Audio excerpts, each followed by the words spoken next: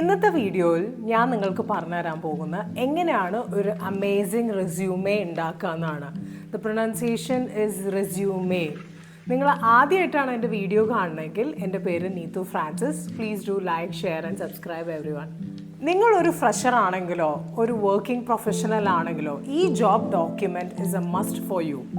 Yes, നിങ്ങൾക്ക് പേടിയുണ്ടാവും, ഒരു റെസ്യൂമേ ക്രിയേറ്റ് ചെയ്യാൻ പേടിയുണ്ടാവും. But don't worry, I will help you. But if you follow these step-by-step ways, you can make a brilliant resume. ഞാൻ ഈ വീഡിയോയിൽ ക്ലിയർ ആയിട്ട് പറഞ്ഞുതരാം നിങ്ങൾക്ക് എങ്ങനെയാണ് ഒരു resume ഉണ്ടാക്കേണ്ടതെന്ന്.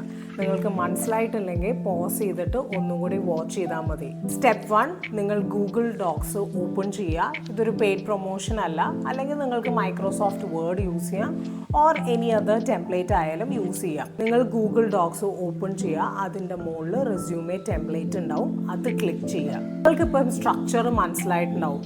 Now you have to fill everything so that it will be a winning and shortlisted resume. Step 2, your name.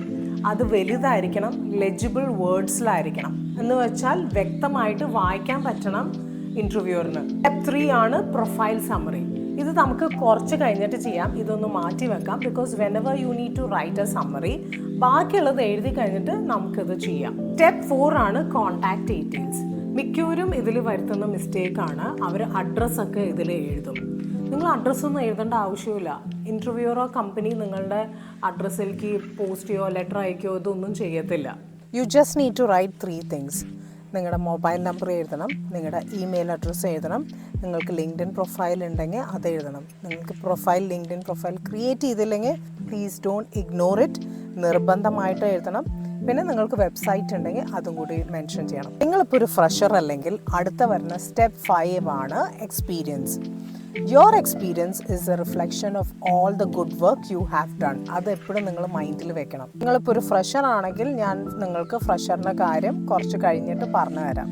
നിങ്ങളുടെ experience എങ്ങനെയാണ് ഓർഡറിൽ എഴുതേണ്ടതെന്ന് അറിയൂ. എല്ലാവരും പറയും ക്രൊണോളജിക്കൽ ഓർഡർ, അതായത് നിങ്ങളുടെ present job to the first job അല്ലെങ്കിൽ ഇൻറ്റേൺഷിപ്പ്. അങ്ങനെയാണ് നിങ്ങളുടെ റെസ്യൂമേയിൽ നിങ്ങളെ എക്സ്പീരിയൻസ് എഴുതേണ്ടത്. അതായത് നിങ്ങളുടെ ഇപ്പോഴത്തെ ജോലി ചെയ്യണ തൊട്ട് നിങ്ങളുടെ ആദ്യത്തെ ജോലി വരെ. Don't start with your first job. നിങ്ങൾക്ക് മനസ്സിലായെന്ന് ഞാൻ വിചാരിക്കുന്നു. ഇതിൽ നിങ്ങൾ 3-4 കോമ്പോണൻസ് ആലോചിച്ച് വെക്കണം. ആദ്യത്തെയാണ് നിങ്ങളുടെ കമ്പനിയുടെ പേര്, നിങ്ങളുടെ ഡെസിഗ്നേഷൻ, പിന്നെ ഡ്യൂറേഷൻ എഴുതുമ്പം നിങ്ങൾ ഡേറ്റും ഇയറും എഴുതേണ്ട ആവശ്യമില്ല, മന്തും ഇയറും എഴുതിയാൽ മതി. നിങ്ങൾ ഇപ്പോഴും ആ കമ്പനിയിൽ വർക്ക് ചെയ്യുന്നുണ്ടെങ്കിൽ നിങ്ങൾക്ക് ഇങ്ങനെ എഴുതാം, മന്തും ഡേറ്റും ടു പ്രസൻറ്റ് എന്ന് അവിടെ കൊടുക്കാം. Which means you are still working there. നിങ്ങളുടെ കമ്പനി അത്രയും ഫേമസ് അല്ലെങ്കിൽ ഒരു സ്റ്റാർട്ടപ്പ് ആയിരിക്കും. അപ്പം നിങ്ങൾ ഒരു യുണീക്ക് ഡിസ്ക്രിപ്ഷൻ കൊടുക്കണം ആ കമ്പനീനെ കുറിച്ച്. അപ്പം റിക്രൂട്ടറിന് അതാണ് അറിയേണ്ടത്, എന്താണ് ഈ കമ്പനി വ്യത്യാസം. നിങ്ങളുടെ കമ്പനി ഒരു ഓഫ്ലൈൻ കമ്പനി ആണെങ്കിൽ അവർക്ക് കുറേ സ്റ്റോർ ഉണ്ടെങ്കിൽ അതും കൂടി മെൻഷൻ ചെയ്യണം. So always mention the company size, നിങ്ങളുടെ റോൾ എന്തായിരുന്നു. അത് എക്സ്പീരിയൻസിൽ it will sound more clearer and more impactful also. Number 6 ആണ് അച്ചീവ്മെൻറ്റ്സ്. ഈ അച്ചീവ്മെൻറ്റ്സ് നിങ്ങളുടെ വർക്ക് പ്രൊഫൈലായിട്ട് മെൻഷൻ ചെയ്യരുത്. അതായത് നിങ്ങൾ സെയിൽസ് എന്തൊക്കെ ചെയ്തു, മാർക്കറ്റിംഗ് എന്തൊക്കെ ചെയ്തു, അതെല്ലാവർക്കും അറിയാം നിങ്ങൾ സെയിൽസ് എന്തൊക്കെ ചെയ്തു എന്ന്. റിക്രൂട്ടറിന് എന്താ അറിയണ്ടേ, നിങ്ങൾ ആ ജോലി എത്ര ഇൻട്രസ്റ്റിലൂടെ ചെയ്തു, അതാണ് റിക്രൂട്ടറിന് അറിയേണ്ടത്. ഫോർ എക്സാമ്പിൾ നിങ്ങൾക്ക് അച്ചീവ്മെൻറ്റ് ഇങ്ങനെ പറയാം, delivered 110 of the assigned target in the B2B technology segment by acquiring 37 new clients, contributing to a 20% increase in revenue. കണ്ടോ, ആ വ്യത്യാസം പറയണ കണ്ടോ. ഇത് നിങ്ങൾ ഇഗ്നോർ ചെയ്യാൻ പാടില്ല. ബിക്കോസ് റെസ്യൂമേലെ ഏറ്റവും കൂടുതൽ ടൈം നിങ്ങൾ ഇതിലാണ് സ്പെൻഡ് ചെയ്യേണ്ടത്, നിങ്ങളുടെ അച്ചീവ്മെൻറ്റ്സിൽ. സ്റ്റെപ്പ് 7 ആണ് എഡ്യൂക്കേഷൻ.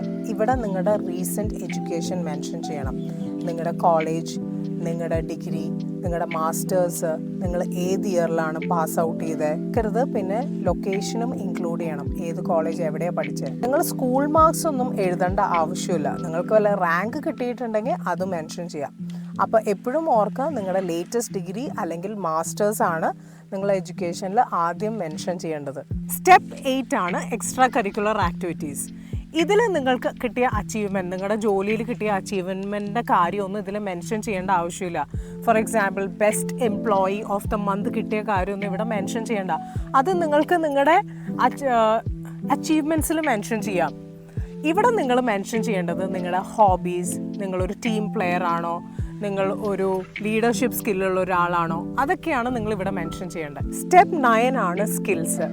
ഇവിടെ നിങ്ങൾ മെൻഷൻ ചെയ്യേണ്ടത്, അതായത് നിങ്ങളുടെ ജെ ഡി നോക്കിയിട്ട് വേണം നിങ്ങൾ ഓരോ റെസ്യൂമെ ക്രിയേറ്റ് ചെയ്യാൻ. അതായത് ഓരോ ജോബ് ഡിസ്ക്രിപ്ഷൻ അനുസരിച്ചാണ് നിങ്ങളുടെ റെസ്യൂമെ നിങ്ങൾ ക്രിയേറ്റ് ചെയ്യേണ്ടത്. നിങ്ങളൊരു ഫ്രഷർ ആണെങ്കിൽ നിങ്ങൾ ആദ്യം തന്നെ സ്റ്റാർട്ട് ചെയ്യേണ്ടത് എഡ്യൂക്കേഷനാണ്. സോ എഡ്യൂക്കേഷനിൽ നിങ്ങൾക്ക് എന്തൊക്കെ ചെയ്യാം? നിങ്ങളുടെ പ്രോജക്ട്സ് എഴുതാം, നിങ്ങളുടെ ഇൻറ്റേൺഷിപ്പ് എഴുതാം, നിങ്ങളുടെ ക്ലാസ് അസൈൻമെൻറ്റ്സ് നിങ്ങൾക്ക് എഴുതാം. നിങ്ങളിപ്പോൾ എന്തെങ്കിലും ഒരു പ്രോഗ്രാമിനോ ഒരു ഫെസ്റ്റിവൽ ലൈക്ക് ഒരു ഹാക്കത്തോൺ എന്തെങ്കിലും നിങ്ങൾ പങ്കെടുത്തിട്ടുണ്ടെങ്കിൽ അത് നിങ്ങൾക്ക് മെൻഷൻ ചെയ്യാം. നിങ്ങൾ അതിലൊരു ടീം പ്ലെയർ ആണെങ്കിൽ, അതിലൊരു ക്വിക്ക് ലേണർ ആണെങ്കിൽ, ഭയങ്കര കമ്മിറ്റഡ് ആയിട്ടുള്ള ഒരു ഇൻഡിവിജ്വൽ ആണെങ്കിൽ അതൊക്കെ നിങ്ങൾക്ക് ഇവിടെ മെൻഷൻ ചെയ്യാം. നിങ്ങൾക്ക് എൻ്റെ ഈ വീഡിയോ മനസ്സിലായി, ഇതിൻ്റെ ഓരോ പറഞ്ഞ കാര്യങ്ങൾ, ഓരോ സ്ട്രക്ചറൊക്കെ ക്ലിയർ ആയിട്ട് മനസ്സിലായെങ്കിൽ this would be the best resume for you. ഇനി നമുക്ക് സമ്മറിനെ കുറിച്ച് സംസാരിക്കാം. ഓരോ ജോബ് ഡിസ്ക്രിപ്ഷൻ അനുസരിച്ച് നിങ്ങൾ റെസ്യൂമേയിൽ ചേഞ്ച് വരുന്ന അനുസരിച്ച് അതുപോലെ വേണം നിങ്ങളുടെ പ്രൊഫൈൽ സമ്മറിക്കും ചേഞ്ച് വരുത്തണം. നിങ്ങളുടെ റെസ്യൂമയുടെ ഒരു സമ്മറി ആയിരിക്കണം നിങ്ങളുടെ പ്രൊഫൈൽ സമ്മറിയിൽ വരേണ്ടത്. അതായത് നമ്മളൊരു കഥ വായിക്കുമ്പോൾ അതിൻ്റെ സമ്മറി എന്താണെന്ന് പറയില്ലേ, അതുമാതിരി നമ്മുടെ റെസ്യൂമെ കാണുമ്പോൾ തന്നെ അതിൻ്റെ ഒരു സമ്മറി ആയിരിക്കണം നിങ്ങൾ പ്രൊഫൈൽ സമ്മറിയിൽ എഴുതാൻ. നിങ്ങൾ ലീവ് ചെയ്യണേക്കാട്ടും മുമ്പ് ഞാൻ നിങ്ങൾക്ക് കുറച്ച് ടിപ്സ് പറഞ്ഞുതരാം. നിങ്ങൾ പഞ്ച്വേഷൻ മിസ്റ്റേക്സ് ഒന്നും വരുത്തരുത്, സ്പെല്ലിംഗ് മിസ്റ്റേക്ക് വരുത്തരുത്. നിങ്ങൾ ആർക്കെങ്കിലും റെസ്യൂമെ അയച്ചു കൊടുക്കണ്ടെങ്കിൽ അതൊരു PDF ഫോമായിട്ട് വേണം അയച്ചു കൊടുക്കാൻ. പിന്നെ നിങ്ങൾക്ക് നിങ്ങൾ എഴുതിയ ഇംഗ്ലീഷിനെ കുറിച്ച് എന്തെങ്കിലും ഡൗട്ട് ഉണ്ടെങ്കിൽ ഗ്രാമർലിയിൽ ചെക്ക് ചെയ്യുക. ഇതൊരു പെയ്ഡ് പ്രൊമോഷനൊന്നും അല്ല, അപ്പോൾ ഗ്രാമർലി വളരെ യൂസ്ഫുൾ ആണ്. നിങ്ങളുടെ റെസ്യൂമെ ബാക്കിയുള്ള കാൻഡിഡേറ്റ്സ് പോലെ ആണെങ്കിൽ you won't get shortlisted. And one more thing, don't use templates. Google ഡോക്സിലെ റെസ്യൂമെ എല്ലാവരും ക്രിയേറ്റ് ചെയ്യും. പക്ഷേ നിങ്ങളുടെ തന്നെ ഓൺ ഒരു ടെംപ്ലേറ്റ് നിങ്ങൾ ക്രിയേറ്റ് ചെയ്യുകയാണെങ്കിൽ, like for example online website അല്ലെങ്കിൽ ഒരു വീഡിയോ ആയിട്ട് ക്രിയേറ്റ് ചെയ്യുകയാണെങ്കിൽ ദാറ്റ് ക്യാച്ചസ് ഇൻ്റർവ്യൂസ് അറ്റൻഷൻ.